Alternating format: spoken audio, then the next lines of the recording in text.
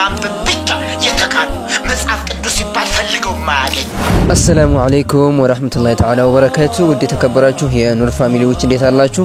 የተወዳጁ ኑር ቲዩብ እንግዲህ ለእናንተ አስተማሪ እንዲሁም አዝናኝ የሆኑ መረጃዎችን ወደ እናንተ ያቀርብን ነበር። ከዚህ በፊትም እንግዲህ ዮኒ ማኛ ላይቭ ላይ በነበረበት ሰዓት እንግዲህ አንድ አባት ገብተው በጣም የሚገራርሙ ሐሳቦችን አንስተዋል። ክርስቲያን ወገኖች በጣም መንቃት ያለባቸው ሰዓት ያለ ይመስለኛል። በጣም ብዙ አስተማሪና ወሳኝ የሆኑ ጉዳዮችን አንስተዋል። በሌላ መረጃ ደግሞ ወንድማችን ሁሱ ሽልማቱን ከተቀበለ በኋላ የሚገርም አስደናቂ ንግግሮችን አድርጓል። እሱንም ቪዲዮ እናያለን። እስከ መጨረሻው አብራችሁ እንድትቆዩ ግብዣዬ ነው። ሁላችሁም ላይክ ሰብስክራይብ ያደረጋችሁ ቪዲዮውን ጀምሩት። ኑር ፋሚሊ ኢንሻአላህ ከፍ ያለ ትልቅ ሚዲያ ኢንሻአላህ እናደርገዋለን። ወደ ቪዲዮ ألم تر إلى الذين يزكون أنفسهم بل الله يزكي من يشاء ولا يظلمون فتيلا انظر كيف يفترون على الله الكذب وكفى به إثما مبينا ألم تكبروا انقداجن أستاذاتن أستاذ حسين أحمد ወይም ደግሞ ሁሱ ወደዚህ በመምጣት ይህንን የክብር አባልነትና የምስጋና የምስክር ነው እንዲሁም ደግሞ የተወሰነ አጠር ያለ ንግግር ይናገርላል ማለት ነው። አላሁ አክበር አላሁ አክበር። ኢንሻአላህ ሼክ ሰይድንም ከይቅርታ ጋር ወደዚህ እንጋብዛቸዋለን።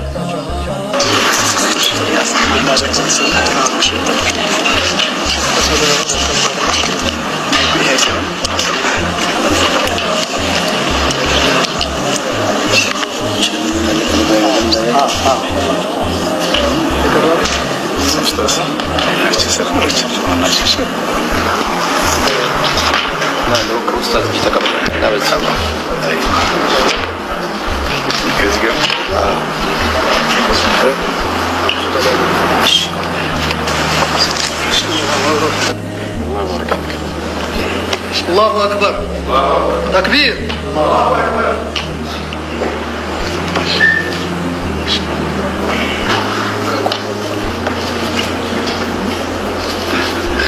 الله أكبر الله أكبر ما شاء الله በዚህ ወንድማችን ሆሶን ትንሽ ንግግር እንዲያደርግና የተሰማውን ነገር ወንድማችን ኡስታዝ ሁሴን እንግዲህ ሽልማቱን ተቀብሏል። አልহামዱሊላህ በንጽጽር ላይ በጣም በትጋት በልፋት የምናውቀው ወንድማችን ነው። ብዙ ክርስቲያናንን ሙስሊም የሆኑ ማህበረሰቦችን ወደ እስልምና በመጥራት እንግዲህ ትልቅ አስተዋጽኦ ያደረገ ነው።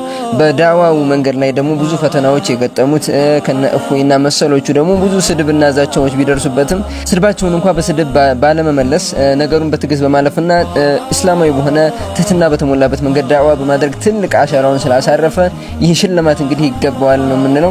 ሽልማቱ ይገባዋል የምትሉ ሰዎች እንግዲህ በኮሜንት አሳውቁ። በሌላ መረጃ ደግሞ እንግዲህ ያልተነካ ያልተወራ ጉድ የለም። በጣም ብዙ ሚስጥሮች ናቸው የወጡት። እንግዲህ እሱን ቪዲዮ ዮኒ ማኛ ስለሆነ ያወጣው ብዬ ነው የማስበው። ሌሎች ሰዎች ይሄን ነገር ደብቀው ነው የሚይዙት። ነገር ግን ዮኒ ማኛ ማንንም ስለማይሰማና ብዙ ጊዜ ደግሞ በመንተቸት ስለሚታወቅ ይህን ሰው እንግዲህ ላይቭ ላይ በመምጣት ያለውን ስሜት ለህዝቡ እንዲናገር ለህዝቡ እንዲያወጣ ነው ያደረገው። እንግዲህ ብዙ ይሄ ሰውዬ ባይዞይ ውግዘት ደርሶበታል። ብዙ በተናገራቸው ንግግሮች ብዙ ዛቻ ምናምን አስተናግሯል ሰውዬው። እንግዲህ ከዚህ በፊት ይህን ቪዲዮ እንድትመለከቱት ተጋብዛችኋለሁ። ወደ ቪዲዮ ህዝቡ ወዴት ነው እየወሰድነው ያለ? ወዴት እየወሰድነው? ዘፋኝነትን እንዴት እንከልክለው? እግዚአብሔር ረዳኝ ብላ ባመጣችው ዘፈን ላይ እንዴት አድርጋ ትወቀሳለች? የንስሐ አባት አላት። አዎ ምንም ያደርጉ የሚጸልዩላት። በቅርቡ አንድ ስራ እየሰራሁ ነው። አባቴ እንደው ይጸልዩልኝ። አይዞሽ የኔ ልጅ አይዞሽ ብለው ጸበል ይረጫሉ።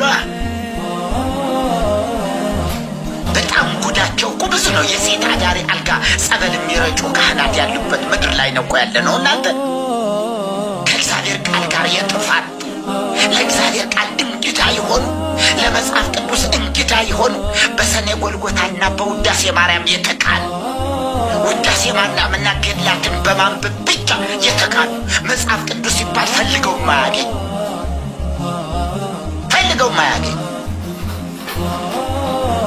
ፊልጵስዩስ አንደኛ ዮሐንስ አንብቡ ብትላቸው ገና ከዘፍጥረት የሚጀምሩ ኤፌሶን ያንብቡ ሲባል እንዲህ ማውጫውን ፈልገው ነው። እነዚህ ናቸው ካህናት። ተራ ሰንበት ተማሪዎች እንኳን አልፈዋቸው ሄደዋል። ግን ደግሞ ለራሳቸው መካሪ የሚያስፈልጋቸው ግን ደግሞ መካሪ አባት ሆነው ደግሞ ይገለጣል። ምን ይደረግ አባቴ እንደው ሲተኛ አዳሪዎች እንኳን አባቴ ሰሞኑን በቃ ምን እንደሆነ እኔ አላቅም የቤት ክራይ መክፈል አልቻልኩም አባቴ ምንም በቃ ወንድ የሚባል ነገር ጠፋ ችግሩ ይሁን ምን ይሁን እኔ አላቅም አባ እንግዲህ ምንድነው ወይ ጸበል ይርጩልኝ አይዞሽ የኔ ልጅ ብለ ይሄዳል ጸበሉን ይረጫል ድርሳነ ሚካኤሉን ደግሞ ጸበሉን ይረጫል ከዚያ አንድ ወንድ ዝው ብሎ ከገባ እሰይ ሚካኤል አባት ይረዳኝ ትላለች የስሙት ተባባሪ ልታደርግ ሚካኤል አባት ይረዳኝ ብላ ሻማ ትለኩሳለች ቀኑ ማርያም ከሆነችስ እመቤት ይረዳችኝ ቀኑን እያሳከከች ያደለ የሆነ ሰው እግዚአብሔር አዳነኝ እኮ አይልም ከመኪና አደጋ የተረፈ ሰው ቢኖር ነገ ቀኑ ምንድነው ዛሬ ምንድነው ቂርቆስ አባት ይረዳኝ እንኳን ቂርቆስ አወጣ ሌላው ሰው የእግዚአብሔር ሥራ ታዲያ መቼ ነው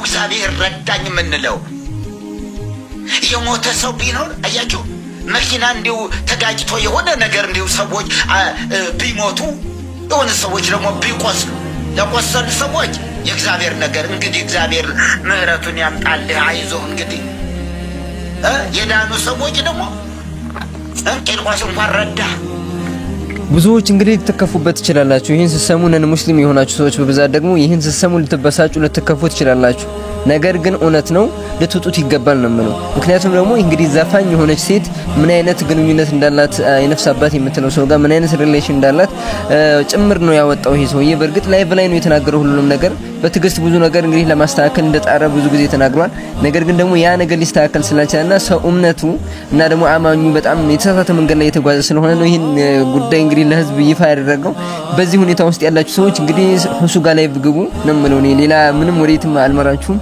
እሱ ጋር ላይ ብግቡ ጥያቄያችሁን በሙሉ ጠይቁ ከዚህ የጸዳ ሃይማኖት አለና አልহামዱሊላህ ዲን ኢስላምን አላህ ሰጥቶናል በዚህ ሁኔታ ውስጥ ነው ያለውና ሱብሃንአላህ እንግዲህ ወደ ኢስላም እንድትመጡና ያለውን ሁኔታ እንድታዩ እንድታጣሩ ቁርአንን አንብቡን ብዬ ነው መክራችሁ ኔክስትም እንግዲህ እንደዚህና መሰል ቪዲዮዎችን ያዘጋጀን ወደ እናንተ ወደ ተመልካቾች ኢንሻአላህ እናደርሳለን አዲስ የሆናችሁ ቻናላችንን ሰብስክራይብ በማድረግ ቤተሰብ መሆን ትችላላችሁ ኢንሻአላህ ኔክስት ጀማዓችን በጣም ተጠናክሮ ለሙስሊሙ ኡማ የሚያገለግልና ሙስሊሙ ማህበረሰብን የሚያገዝ ነን ሙስሊም የሆኑ ማህበረሰቦችን ደግሞ እንዲያነቃ የሚሆን አንቂ የሆነ ቻናል እንዲኖረን ነው የምንፈልገው ሐሳብ አስተያየታችሁን ኮሜንት ላይ አስፍሩ ወሰላሙ አለይኩም